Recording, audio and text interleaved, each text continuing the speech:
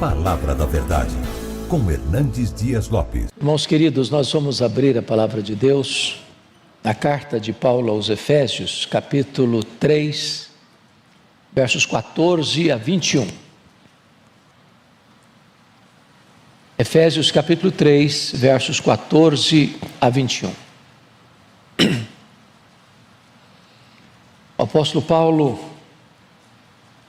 escreve, e ao escrever ele relata a sua própria oração, quando diz assim: por esta causa me ponho de joelhos diante do Pai, de quem toma o nome toda a família, tanto no céu como sobre a terra, para que segundo a riqueza da sua glória vos conceda que sejais fortalecidos com poder, mediante o seu Espírito no homem interior, e assim habite Cristo no vosso coração pela fé, estando vós arraigados e alicerçados em amor, a fim de poderdes compreender com todos os santos qual é a largura e o comprimento e a altura e a profundidade, e conhecer o amor de Cristo que excede todo o entendimento, para que sejais tomados de toda a plenitude de Deus.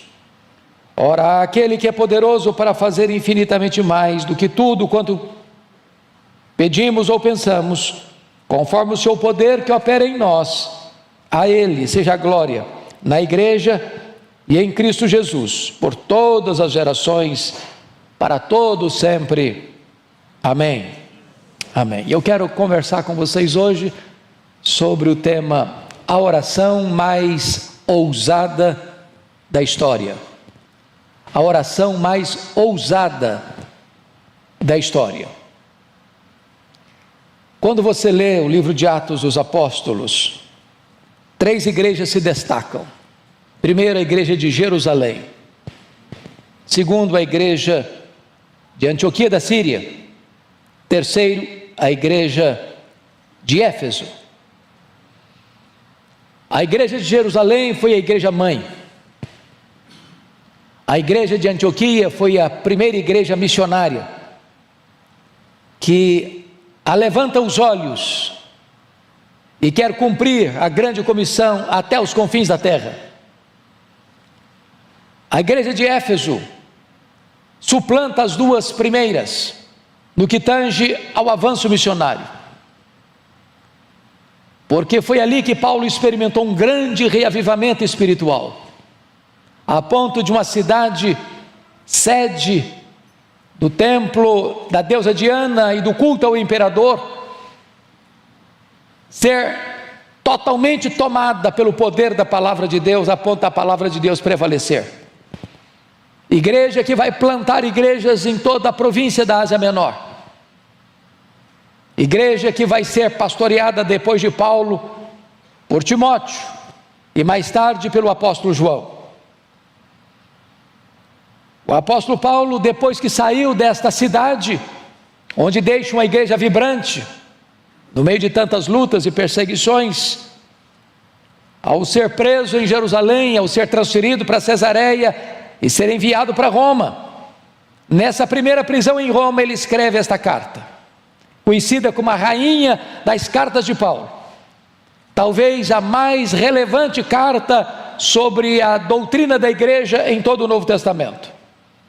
E nesta carta o apóstolo Paulo vai fazer 2 orações, a primeira delas relatada no capítulo 1, versos 15 a 23, onde ele pede a Deus iluminação, para entendermos 3 coisas. Primeiro, para entendermos, vejam vocês comigo, no versículo de número 18, a esperança do nosso chamamento. Segundo, a riqueza da glória da sua herança nos santos. Terceiro, a suprema grandeza do seu poder para com os que cremos. Ele está pedindo que Deus abra os nossos olhos para entendermos isso, ilumine os nossos olhos para compreendermos isso, nosso chamamento, a nossa herança e o poder que está à nossa disposição. Mas nessa segunda oração, a que acabamos de ler, capítulo 3, versos 14 a 21, ele pede a Deus agora capacitação, poder. E eu estou seguro disso, irmãos, o apóstolo Paulo aqui faz a oração mais ousada da história. Paulo aqui se põe de joelhos e alcança o pináculo da sua teologia, porque quanto mais você se prostra diante de Deus, mais alto você consegue ver as coisas espirituais. Alguém já disse com razão que um santo de joelhos enxerga mais longe do que um filósofo na ponta dos pés. Eu estou convencido disso. A oração é o recurso mais poderoso que Deus colocou nas nossas mãos, porque quando você ora a Deus, você está conectando a fraqueza humana à onipotência de Deus. Quando você ora, você está unindo o altar da terra com o trono do céu. E Paulo está aqui orando, pedindo que Deus revista a sua igreja com poder. Paulo está preso, é verdade, mas a palavra de Deus está algemada. Os homens podem prender um pregador, mas eles não podem algemar a sua alma. Eles podem até impedir que o pregador proclame, mas não podem impedir que um pregador ore, porque ainda que os seus lábios sejam silenciados, a sua alma geme, a sua alma clama, a sua alma grita por Deus, e Deus escuta gemidos, e Deus escuta o silêncio, e Deus escuta a oração. Então, eu gostaria que vocês olhassem comigo esta oração que eu chamo de a oração mais ousada da história. É curioso que Paulo, mesmo preso, mesmo algemado em Roma, nesta oração, ele não faz nenhum pedido de coisas terrenas, materiais, circunstanciais. Ele podia pedir soltura da sua prisão, ele era um homem enfermo, ele podia pedir cura para a sua enfermidade, ele era um homem cheio de cicatrizes, enfrentando lutas, porque nesta prisão, ele escreve uma segunda carta a Filemon, onde ele vai dizer que ele era um velho, abandonado, enfrentando acusações levianas. Ele podia pedir para Deus sair em sua defesa, para que a sua reputação não ficasse manchada, mas ele não faz nenhum desses pedidos. Ele foca a sua oração especificamente pedindo a Deus capacitação de poder. Então eu gostaria que nós, com o texto aberto, pudéssemos olhar essa oração. Primeiro, vamos ver o preâmbulo desta oração. E ele começa assim: por esta causa. Que causa é esta? O que ele está falando? Por que ele introduz com esta expressão? Por esta causa tem a ver com tudo aquilo que eu já disse até agora. No capítulo 1 ele prova que a salvação é uma obra de Deus, quando Deus o Pai nos elegeu antes da fundação do mundo para sermos santos e irrepreensíveis. No capítulo 1 ele diz que nós fomos redimidos pelo sangue de Cristo e fomos adotados na família de Deus.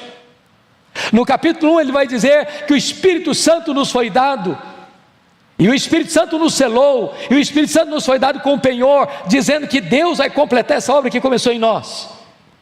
No capítulo 2 ele vai provar que esta redenção que Deus planejou na eternidade foi executada por Jesus Cristo no tempo.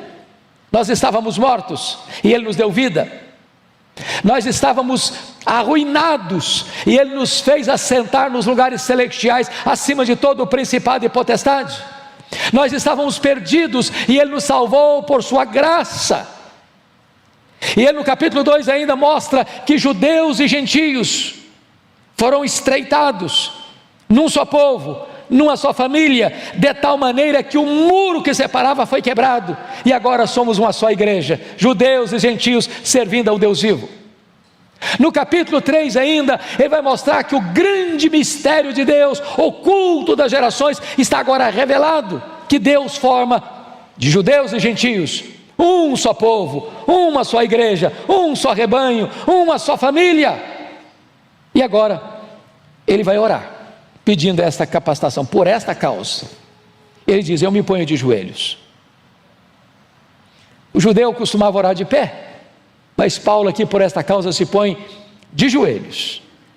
Ele está tão extasiado com o plano da redenção, com a obra de Deus, que ele não tem outra postura a não ser se curvar diante desse Deus. E agora ele vai mostrar a motivação desta oração. Ele diz: me coloco de joelhos diante do Pai, de quem toma o nome toda a família, tanto no céu como sobre a terra. Vamos entender isso aqui, irmãos. A igreja é a família de Deus. Ainda que você tenha passado uma luta tão grande a ponto da sua família ter rejeitado você, você pertence a uma família onde não existe rejeição. O que Paulo está dizendo aqui é que a igreja do céu e a igreja da terra é uma igreja só. Aqui militante, lá triunfante. Aqui imperfeita, lá aperfeiçoada e glorificada. Então preste bem atenção nisso. A igreja tem identidade, e a identidade da igreja é o seu Pai. Lá no céu e aqui na terra, somos a mesma igreja que tem como identidade o nosso Pai. Ele toma o nome, toda a família, é a família de Deus, aqui na terra, é a família de Deus lá no céu, é a família militante, é a família triunfante, é a igreja na terra, é a igreja no céu. Todos nós estamos todos conectados por esta mesma identidade, chamamos Deus de nosso Pai. E agora, chega no verso 16, o apóstolo Paulo vai mostrar a sua audácia ao fazer a seguinte colocação: para que, segundo a riqueza da sua glória, vos conceda que sejais fortalecidos com poder mediante o seu Espírito no homem interior. O que ele está pedindo aqui? Para que Deus, segundo a riqueza da sua glória, conceda o que ele vai pedir. Mas o que é glória de Deus? Glória de Deus não é um atributo de Deus. Deus tem muitos atributos, muitas qualidades. Deus tem qualidades que só Ele tem, e Ele não distribuiu essas qualidades nem com os anjos, nem com os homens. Nós chamamos na teologia esses atributos de Deus de atributos incomunicáveis. Deus não comunica, não comunicou, não comunica e nem vai comunicar. Tem coisas que só Deus tem, atributos que só Deus os tem. Por exemplo, só Deus é autoexistente, só Deus é imenso, só Deus é infinito, só Deus é eterno, só Deus é imutável, só Deus é onipotente, só Deus é onisciente, só Deus é onipresente, só Deus é transcendente, só Deus é soberano. Há atributos que Ele distribuiu, comunicou a nós. Deus é amor, e nós podemos amar. O sermão que nós ouvimos hoje às 8 horas da manhã. Deus é bom, e nós podemos também desenvolver bondade. Barnabé foi um homem bom. Deus é justo, e Deus requer de nós justiça. Deus é misericordioso, e nós temos que ser misericordiosos. O que Paulo está orando é para que Deus reúna todos os atributos que Ele tem, os comunicáveis e os não comunicáveis, para que, segundo a riqueza da sua glória, e glória é toda manifestação do ser de Deus, é todo o refulgir da glória e dos atributos de Deus. Tudo que tu és, tudo que tu tens, use na resposta a esta oração que eu vou te fazer. É isso que ele está falando. Para que, segundo a riqueza da tua glória. Agora nós vamos entender quais são, ou qual é o conteúdo deste pedido que Paulo vai fazer. E o pedido dele tem 5 aspectos. Primeiro aspecto, o que ele suplica? Vejamos, verso 16: vos conceda que sejais fortalecidos com poder, mediante o seu Espírito, no homem interior. Então, a primeira coisa que ele pede é poder interior. Por que ele pede isso? Vejam vocês, hoje o pastor Arival já fez todo o preâmbulo da nossa meditação, porque ele fez uma análise muito linda aqui hoje de manhã, sobre a questão da habitação do Espírito Santo, como aquele que vai processar dentro de nós o amor de Deus. E ele diz o seguinte: para que vos conceda que sejais fortalecidos com poder, mediante o seu Espírito, no homem interior. Todo crente salvo, claro, tem o Espírito Santo. tem o Espírito Santo residente.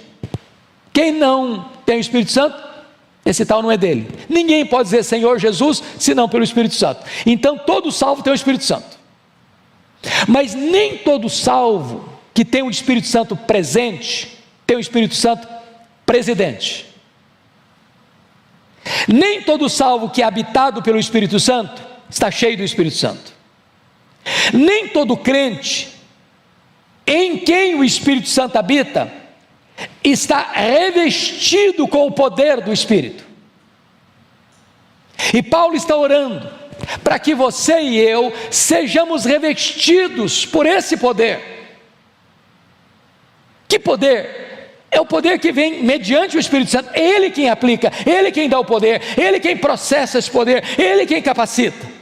Mas onde? No homem interior. No homem interior. No homem interior. E se você parar para perceber, a vida cristã é uma vida de poder. O Espírito Santo veio trazer poder. O reino de Deus é poder. A palavra de Deus é poderosa. O Espírito Santo veio para trazer poder. Em outras palavras, o projeto de Deus é que um crente não seja fraco, vivendo uma vida medíocre, rasa, pobre, infrutífera, insossa. Não, o projeto de Deus é nos capacitar com este poder. Aliás, quando eu vejo o livro de Atos, que relata a história da igreja primitiva, há 59 referências ao Espírito Santo no livro de Atos. 59.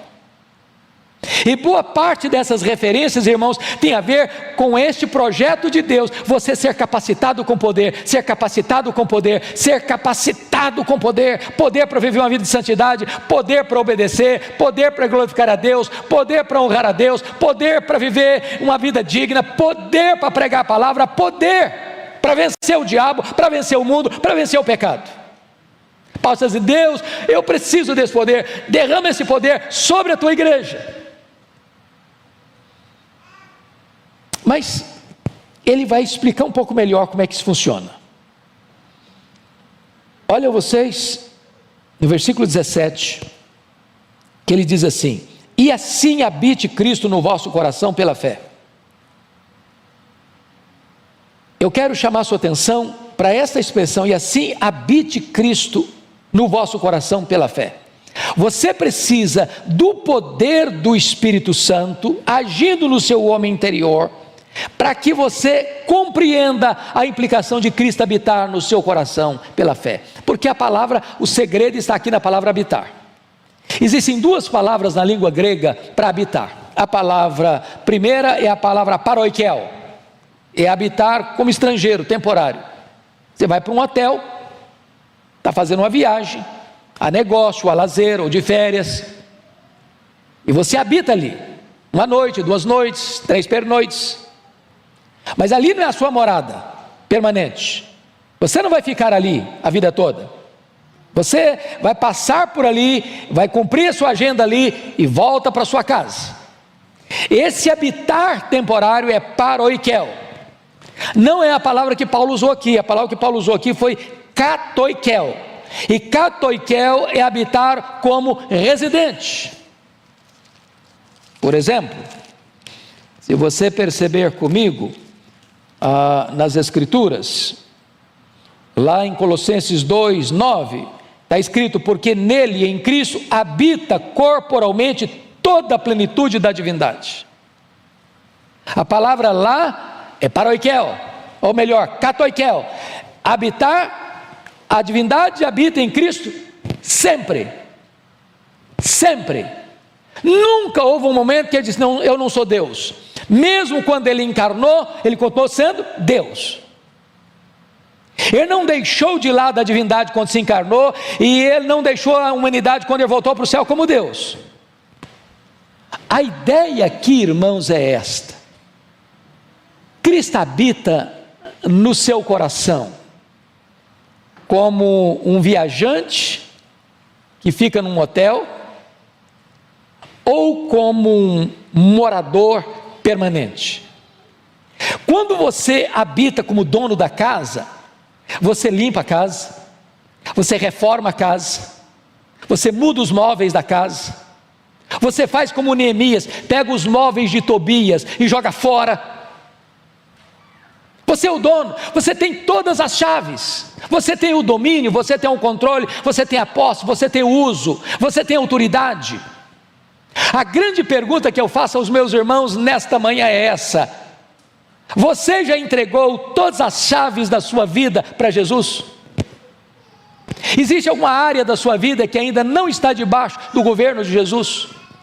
Na sua vida pessoal, na sua vida sentimental, na sua vida sexual, na sua vida financeira, no seu relacionamento conjugal, no seu relacionamento com seus pais, no relacionamento com seus filhos. Você já colocou Jesus para comandar essa casa? Essa é a ideia. Preste bem atenção. Às vezes a gente pensa em poder como uma coisa etérea, ou pensa em poder como uma coisa assim, sobrenatural, ou um milagre que aconteceu, acabou de acontecer aqui, todo mundo está pasmo. Paulo está dizendo que esse revestimento de poder tem coisas práticas.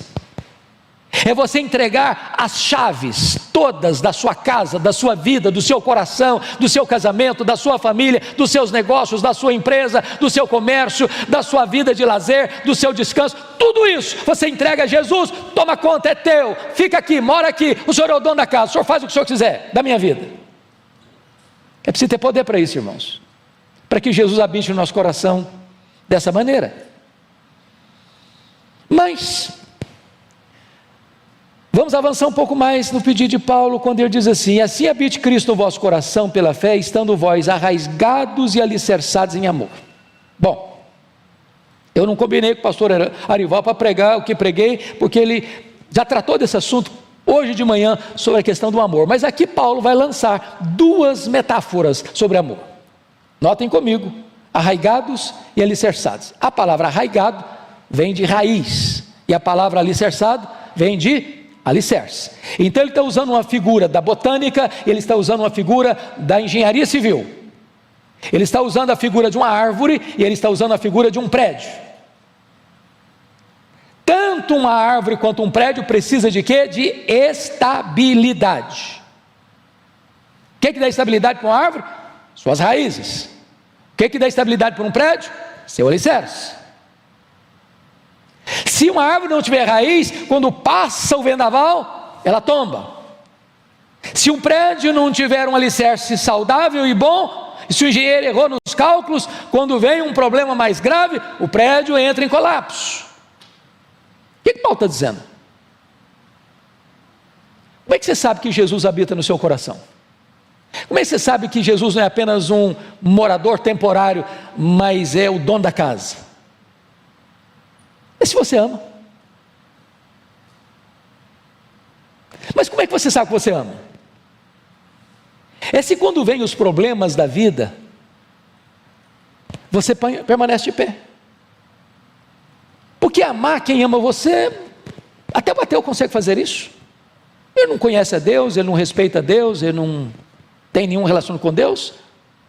E um ateu ama seu pai, ama sua mãe, ama sua mulher, ama seus filhos, ama seu esposo, ama os bons vizinhos. Isso é natural. Agora, quando você enfrenta uma tempestade de assassinato de reputação, quando você enfrenta uma tempestade de críticas injustas e desairosas,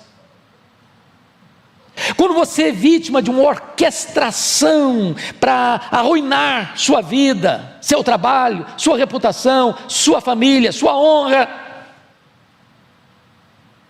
quando esse vendaval passa pela vida como um tufão, e você está arraigado, e você é como um prédio plantado, bem plantado,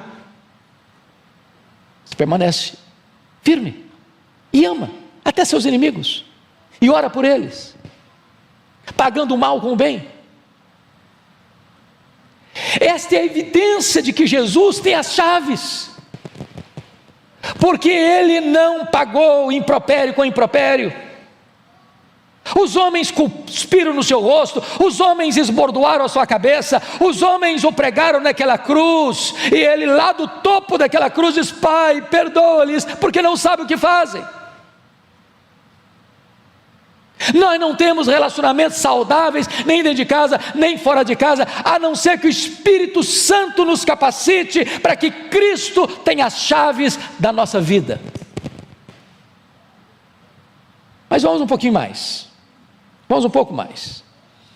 Quando você compreende que o amor é a essência da vida cristã, porque é a virtude mais importante, é superior aos dons espirituais, é a evidência de que você é uma pessoa salva, é a prova de que você é um discípulo, é a única condição que Jesus exigiu, por exemplo, para você ser restaurado para a obra dele. Quando perguntou para Pedro: você me ama, Pedro? Então, pode pastorear minhas ovelhas. Aí você vai perceber que Paulo vai avançar um pouco mais e dizer o seguinte. Veja comigo, por gentileza, o versículo 18. A fim de poderdes compreender com todos os santos qual é a largura e o comprimento e a altura e a profundidade, e conhecer o amor de Cristo. E aí você vai começar a entender algo sublime aqui. Primeiro, notem vocês, não tem possibilidade de você ser um crente verdadeiro, pleno, sozinho, desigrejado, isolado, que se basta a si mesmo. Você só vai compreender essas verdades espirituais com todos os santos, na família de Deus, no rebanho de Cristo, no corpo. Não é isolado, não tem crente desigrejado, não tem crente sozinho, não tem crente só na sua casa. Você pertence a um corpo, você pertence a uma família, você é ovelha de um rebanho, tem que ser com todos os santos. Mas mais, note você que essa compreensão do amor de Cristo passa por duas ideias, porque veja comigo, no versículo 18, eles a fim de poderes compreender, mas no verso 19 ele diz: e conhecer. Compreender e conhecer são duas palavras muito semelhantes, né, pastor, na língua portuguesa, mas aqui no grego, as duas palavras são bem distintas. Aqui no verso 18, compreender tem a ver com o aspecto teórico, da compreensão intelectual, da compreensão cognitiva, de você poder visualizar isso com clareza na sua cabeça. Mas a palavra conhecer do verso 9, já é outra palavra. Aqui é o conhecer prático, empírico, experimental, vivencial.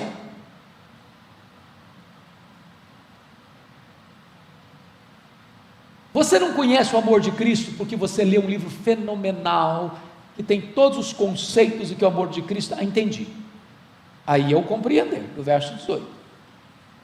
Mas esse conhecer o amor de Cristo, é algo que é aqui dentro, é da sua experiência, é aquela doçura que invade o seu coração, é aquele deleite que você encontra nele, é aquele prazer que você tem em estar na presença dele, é aquela relação de dois amigos que não querem separar-se um do outro. Você quer a presença dele, você anseia por ele, você o deseja mais do que ouro e do que prata, você quer estar na presença dele, conhecer ele mais e mais, e mais e mais, e mais e mais, e quanto mais você caminha com ele, como Enoque, mais você quer caminhar.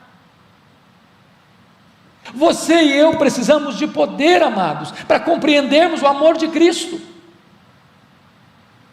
Como Paulo chegou a dizer: o amor de Cristo me constrange. Eu não sei quanto a vocês, eu tenho um gosto imenso de ler Mark Lloyd Jones, talvez foi o pastor mais influente do século XX, e aquele homem conseguiu alcançar para mim as profundezas da graça de Deus, ao expor as Escrituras, e ele disse o seguinte: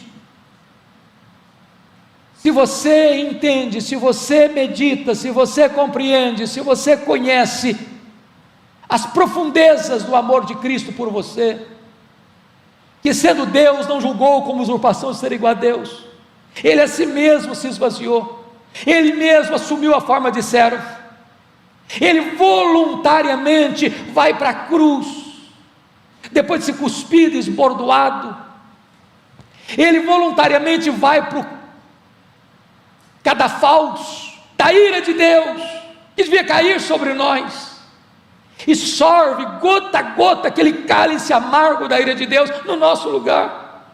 Se você entende a cruz, se você compreende a cruz, e você não se emociona, você não entendeu a cruz. Se isso não mexe com você, se isso não toca você, se isso não mexe com as suas entranhas, se isso não constrange você, você não entendeu o que Ele fez por você. Ele está orando para Deus dar essa capacitação para a igreja.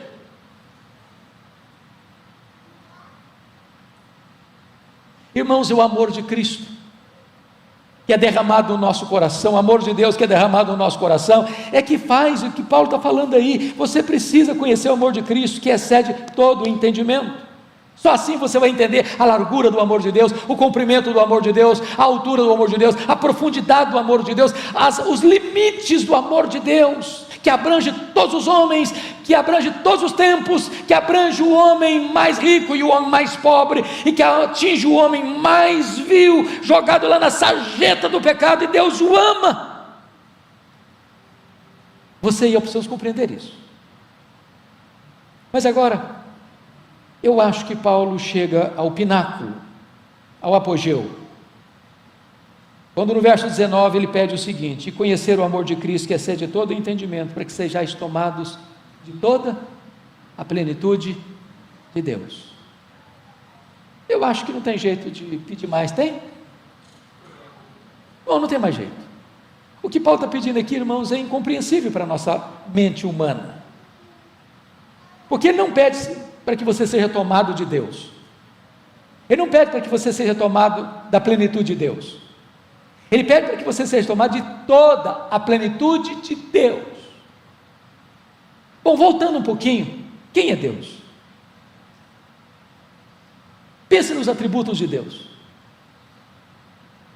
da sua infinitude, da sua imensidão, da sua eternidade, da sua imutabilidade, da sua autoexistência, da sua onipotência, onipresença, onisciência, transcendência. Esse é um termo que às vezes nós não lidamos tanto. Transcendência, o que significa isso?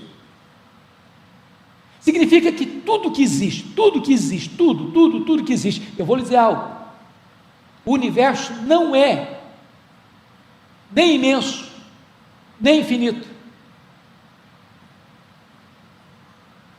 Imensidão e infinitude são atributos exclusivos de Deus. Agora, para nós, o universo é imenso e infinito. Sabe por quê? Porque nenhum homem, por mais robusto que seja o seu conhecimento, por mais perito que seja no seu entendimento científico, é capaz de dizer: aqui está o último limite do universo. Os homens estão todo dia extasiados com a grandeza insondável do universo, calculando-se mais de 93 bilhões de anos-luz de diâmetro. Isso significa que se você voasse nessa velocidade da luz, você demoraria mais de 93 bilhões de anos para ir de uma extremidade à outra do universo. Pois Deus é maior que isso.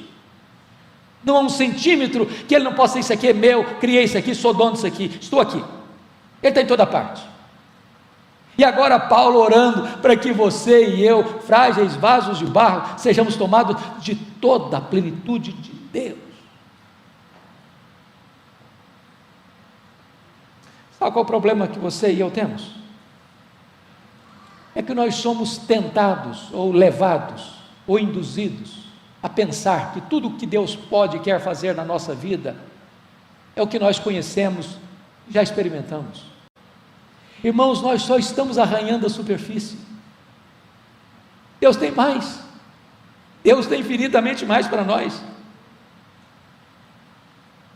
Eu não sei se você tem esse hábito de ler a história dos heróis da fé, Parece-nos que quando você lê sobre a vida dos homens mais piedosos, foram os homens que mais choraram pelos seus pecados, pelas suas limitações. Estava lendo o pastor Orival a semana passada, um pouco do diário de David Brainerd, foi um dos homens mais piedosos do século XVIII, e há um dia em que ele diz assim: oh meu Deus, tem misericórdia de mim, eu não suporto a vileza do meu coração.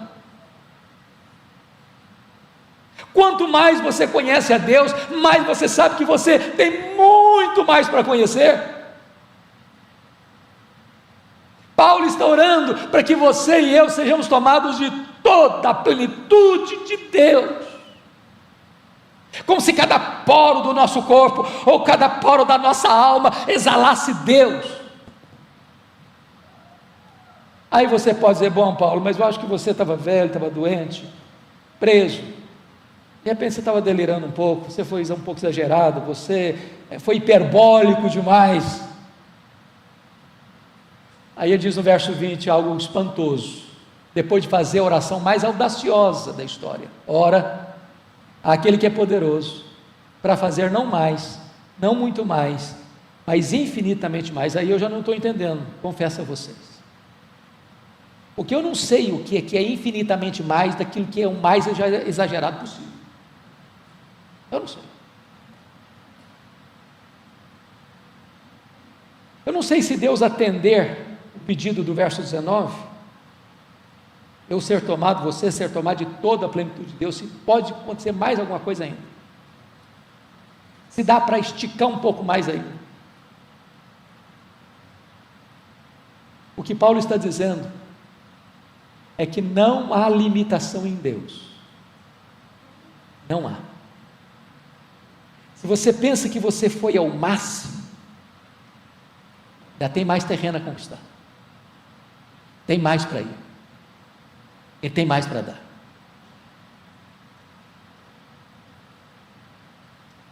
Como é que Paulo termina essa oração? Não poderia ser de outra maneira, a não ser com a doxologia. Versículo 21, ele diz: a Ele seja a glória na igreja e em Cristo Jesus, por quanto tempo? Por todas as gerações, para todo sempre. Sabe o que significa isso? Que você e eu vamos viver para sempre e sempre.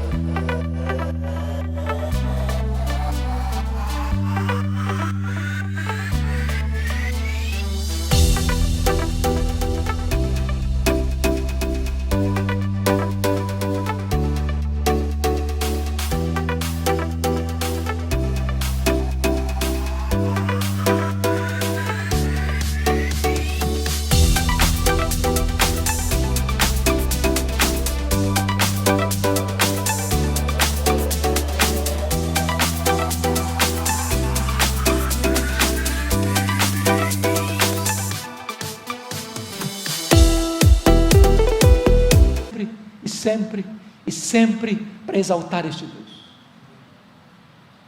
Depois que você estiver no céu, 1 milhão de anos glorificado, você ainda vai estar conhecendo esse Deus, conhecendo o amor de Deus e glorificando esse Deus.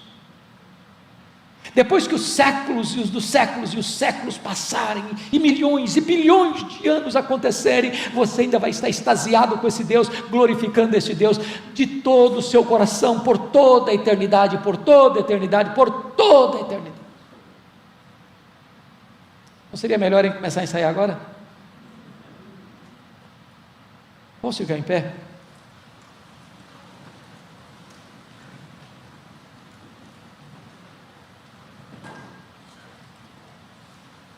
Esta glória vem sobre o corpo, esta glória vem sobre a cabeça, esta glória vem no tempo, esta glória vem na eternidade.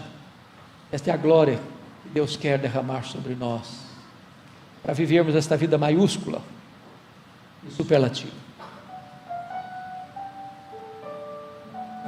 Senhor Deus,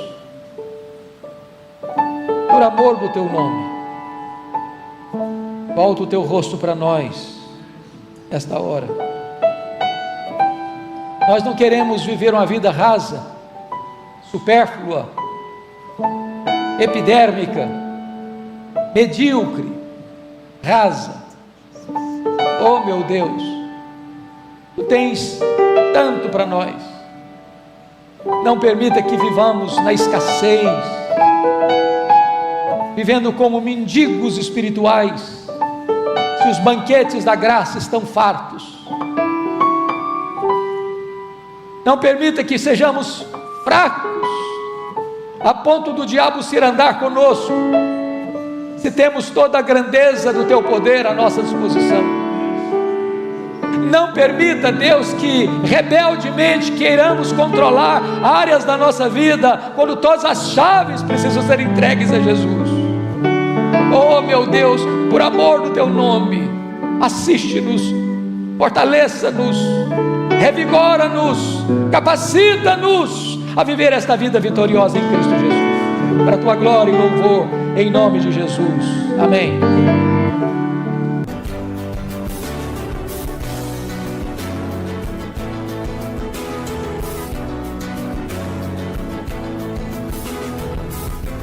Palavra da Verdade, com Hernandes Dias Lopes.